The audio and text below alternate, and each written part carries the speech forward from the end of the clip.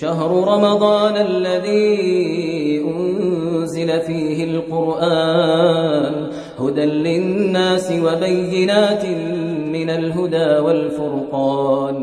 الحمد لله ولي الصالحين والعاقبة للمتقين ولا عدوان إلا على الظالمين وأشهد أن لا إله إلا الله وحده لا شريك له وأشهد أن محمدا عبده ورسوله. أما بعد, my audience here with me and my viewers at home, Assalamu alaikum wa rahmatullahi wa barakatuh. Wa alaikum assalam wa rahmatullahi wa barakatuh. Welcome to our program Ramadan Talk. This is the 6th episode and this year's program is coming to you from the University of Nottingham. Inshallah, we will start responding to your questions after the 10th episode. So if you have any question or comment or correction, try to send them via the number on your screen. We're going to continue from where we stopped from the last episode. وَأَنْهُ قَالَ وعنه رضي الله عنه قال رسول الله صلى الله عليه وسلم من لم يدع قول الزور والعمل به والجهل فليس له حاجة في أن يدع طعامه وشرابه.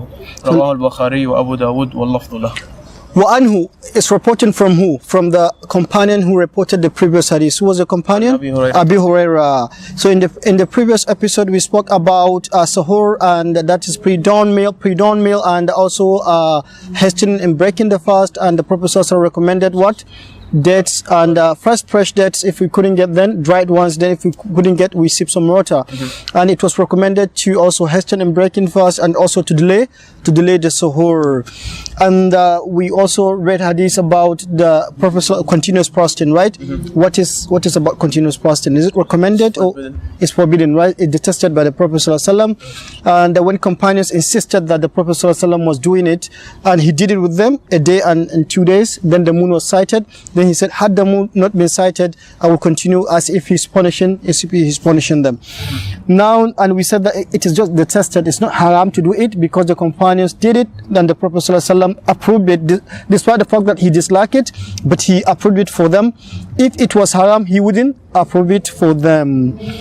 Now the next hadith is anhu, also from Abu Huraira radiyallahu anhu qala, who says, qala Rasulullah sallallahu alayhi wa sallam, the Prophet sallallahu alayhi wa sallam said, man lam yada qawla az-zuri wal amala bihi, whoever does not forsake falsehood and acting in accordance with it, wal jahala, and foolishness, falaysa lillahi hajatun fi an yada ta'amahu wa sharabahu, Allah is not in need of him to forsake his food and his drink. Whoever does not abandon the falsehood and acting in accordance to the falsehood and foolishness, Allah is not in need of him to abandon his food and his drink. In other words, fasting is not just abandoning food and drink and desires, it is also abandoning what Allah has prohibited.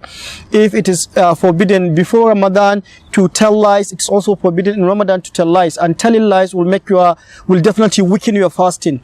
Also slanders, backbiting, doing things that are really haram, they are more haram in Ramadan. So if you cannot abstain from these actions, then Allah is not in need for you to forsake your food and drink. Do you get it? So fasting is not meant to punish people just because you abstain from your food and drink and you are weakened, and that's what Islam wants. No, he wants moral purification. So when you abstain from your food and drink, you will get to understand that why am I abstaining from this? Food and drinks are halal. If I can abstain from it, the telling lie is haram, then I should be able to abstain from it. If I'll be able to abstain from my wife, that is legal for me, in the day of Ramadan I will abstain from her, then abstaining from other people's wife is better. For abstaining from haram is better. So fasting is like training. You are training yourself on how to serve Allah. So if you cannot, you are fasting and you can commit these harams, these things that are forbidden, then Allah is not in need of you to abstain from your fasting and from your eating and from your drinking, because it's not meant to punish you. It's not meant just to punish you and say no. It's meant for you to learn some moral lessons, to strengthen your iman, to come closer to Allah, to do more obligations, to abstain from more haram.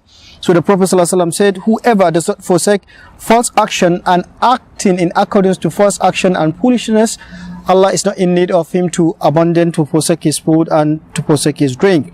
Rawahul Bukhari wa Abu Dawud wa labzu lahu. This hadith is reported by Bukhari and Abu Dawud, but the wording is from Bukhari. The next hadith. وعن عائشة رضي الله عنها قالت كان النبي صلى الله عليه وسلم يقبل وهو صائم ويباشر وهو صائم لكنه كان أملككم لإربه. متفق عليه واللفظ لمسلم وزاد في رواية في رمضان. In the next hadith is from Aisha, the mother of believers, right? The wife of the Prophet sallallahu alaihi wasallam. She said, radiyallahu anha, may Allah be pleased with her. She said, كان النبي صلى الله عليه وسلم يقبل وهو صائم ويباشر وهو صائم. The Prophet صلى الله عليه وسلم used to kiss his wife while he was fasting, and he used to fondle with his wife while he's fasting. So we know that in fasting, sexual intercourse is forbidden. Fasting is abstaining from eating, drinking, and sexual intercourse from the dawn to the sunset. But the Prophet ﷺ used to kiss and used to fondle with his wife while he was fasting. She said, "Lakinnahu kana amlakukum li irbihi," but he has most control over his desires than you do. So kissing and fondling will not break your fasting, but if it will take you to something that you cannot control your desire, then your fasting will be nullified. Then it's forbidden. Do you understand? She said the Prophet ﷺ used to kiss and fondle while he's fasting, but he is the one who has more control over his desires than any one of you. So don't say just because the Prophet ﷺ does that, I will do that. But remember that he has a control over his desire. If you can't, you better stop it, right? So now to show us that kissing and fondling with your wife will not break your fasting, but then if it will lead you to releasing your sperm, or if it will lead you to have sexual intercourse, then it is haram. Do you understand? وَذَا فِي رِوَايَةٍ فِي Ramadan. In another narration, she said he used to do that in Ramadan. Not only in any fasting, in Ramadan, he used to kiss his wife, he used to fondle with his wife, but then he has control over his desires. Is this understood? Yeah. Okay. The next hadith. وعن ابن عباس رضي الله تعالى عنهما أن النبي صلى الله عليه وسلم احتجم وهو محرم واحتجم وهو صائم رواه البخاري. The next hadith is about cupping. You know cupping, right? It is cup to bring out blood from someone when he's sick. It's part of medicines that the Prophet ﷺ taught us. So now the next hadith is about that. And Ibn Abbas radiyallahu anhuma. This hadith is reported from Abdullah ibn Abbas. May Allah be pleased with both of them, Abdullah and Abbas. What is the relationship between Abdullah ibn Abbas and the Prophet ﷺ? Cousins? Yeah. Abdullah ibn Abbas is his cousin because Abbas is the elder brother of Abdullah, the father of the Prophet ﷺ. He's reporting from the Prophet ﷺ that An-Nabi ﷺ ihtajama wa huwa sa'im. The Prophet ﷺ used to cup while huwa muhrim, while he's instead of ihram. Instead of ihram is when you want to go for Hajj, you change your clothes, you have the intention, you use the two garments, and you are in that state. Many things are forbidden at that time. Who can at that if you are in that position, if you are in that situation, who can tell me what is forbidden for muhrim? Cutting your nails. It's forbidden to cut your nails, to cut your hair, and slaughter. Yeah, it's forbidden to have sex with your wife. It's forbidden to apply perfume. But now he's reporting that the Prophet ﷺ cupped while he was in the state of ihram. So it's not forbidden if you're in state of ihram and you feel weak, you want to do it, then you can do it.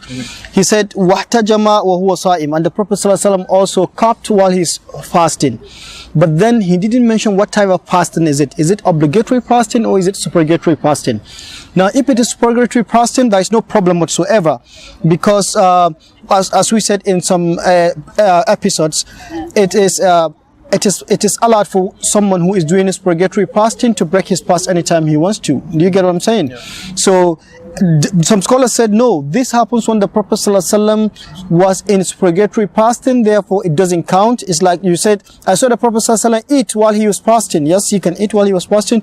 We mentioned the hadith of Aisha here, we read it here, that he came and he said, do you have any food? She said, we have got no food. And he said, I will be fasting instead. Then the other day when he came, she said, we were given a hice as a present. He said, Arini, let me see it, and he took it. So if someone is fasting, supererogatory fasting, he has the right either to continue the fasting or to break it. Now in this hadith, he said the Prophet ﷺ cupped while he's fasting, but it was not mentioned whether it is obligatory fasting or supererogatory fasting. The next hadith will explain whether it is permissible for a person during Ramadan to do the cupping. Read the next hadith. وعن شداد ابن أوس أن النبي صلى الله عليه وسلم أتى على رجل بالبقيع وهو يحتجم في رمضان فقال أفطر الحاجم والمحجوم رواه الخمسة إلا الترمذي وصححه أحمد وابن خزيمة وابن حبان. Now the next hadith is An Shaddad bin Aus radiyallahu ta'ala anhu anna an-nabiy sallallahu alaihi wasallam ata ala rajulin bil Baqi, that the Prophet sallallahu alaihi wasallam he passed by a person in Baqi. Baqi is the cemetery of the people of Medina. A cemetery of the people of Medina where all the companions were buried, and even now the people of Medina are buried there if they died. It's part of the places that you go to visit when you go to Medina. When somebody is blessed of going to Medina to visit the grave of the Prophet, to visit the masjid first, then from the masjid you can go to visit the grave, then from there you can go to this cemetery of Baqi. So the Prophet ﷺ passed by somebody, a person there is being cupped, وَهُوَ يَحْتَجِمُ فِي رَمَضَانِ, that this person is having cupped in Ramadan. And the Prophet ﷺ said, أَفْطَرَ الْحَاجِمُ وَالْمَحْجُومُ, the person who cups and the person who is been cupped have breaking their fasting, right? So now it's part of what will break your fasting to cup in Ramadan. The first hadith said the Prophet ﷺ did it while he was fasting, but it was not mentioned whether it was Ramadan or not. So now when you cupped while you are fasting, your fasting is invalidated. This is the strongest view. Now, what is analogical to that in this? Could anyone think of what is analogical to cupping? Now in this period, Blood. Like taking blood from you. Then scholars spoke about taking blood. They said if a little blood is taken from you for test, now your fasting is valid. It will not harm your fasting whatsoever. It will not weaken your fasting. But if a large amount of blood is taken from you to such an extent that you get weak, then your fasting is invalidated, because the Prophet ﷺ said, "Aftar al-hajimu wal mahjum." The person who cups and the person who has been cupped has breaking their fasting. Do you understand? Yeah. In fact, there is difference of opinion of scholars over this issue, but the strongest point of view, the strongest opinion is that when a little blood is taken from you, your fasting is valid. But when a large amount of blood is taken from you to such an extent that you cannot cup, then your fasting is invalid. Do you understand? Yeah. So you better, if you have a blood test that you want to do, if it's just they want to just test a little amount of blood that wouldn't harm you whatsoever, then it's allowed to do. But if they are going to take a large amount of blood from you, it's better to delay that till after you break your fasting, then you can go. Do you understand this? I think this is where we're going to stop in today's episode. I don't know if you have questions. Before questions, let's sum up what we did today. The first thing we did is what? That the Prophet ﷺ said, whoever does not abandon falsehood and acting in accordance with that and foolishness, Allah is not in need of him to forsake his food and drink. The fasting is about moral and spiritual training. It's not only like hunger and being thirst.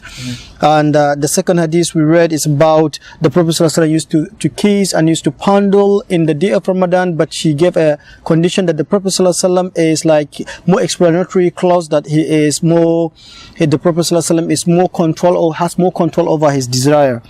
So if you know that it's going to take you to the next step, then it's haram. Then the next one is about cupping in Ramadan. We said cupping in Ramadan, the strongest view is that it will invalidate the fasting. And what is analogical to that now is taking blood. If a small amount of blood is taken as sample, then we say scholars including Lajna Da'ima, the permanent committee of issuing fatwa in Saudi Arabia, Sheikh Muhammad bin Salih al-Uthaymin, and other prominent scholars of the contemporary time, they said it's allowed. But when we take a large amount of blood from someone to such an extent that he cannot cup in Ramadan, then the fasting is invalidated. Do you have any question? You talked about cupping. What about other modern forms of medication like tablets and injections during Ramadan? Well, that's a great question. A tablet, if you take tablet, you are taking something. If you take tablet, then it will invalidate your fasting because you're taking something as part of eating or drinking. And if you're injected, if the injection doesn't feed, it's just like normal injection because you have malaria or you have any other disease that you just want to inject you to just cool the temperature down, then the fasting is valid. But if it's something that feeds, because some injections are used as a form of feeding.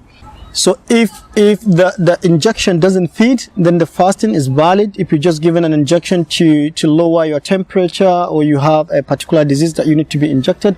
But if the injection feeds, then the fasting is invalid, because the purpose of fasting is to abstain from, the definition of fasting is to abstain from eating and drinking. And now you are eating via your vein, so the fasting is invalidated. This is where we're going to stop in this episode until we meet in the next episode. Remember, your questions will be answered in the episode after the 10th episode, inshallah. Wassalamu alaikum wa rahmatullahi wa barakatuh. Alaykum assalam wa rahmatullahi wa barakatuh.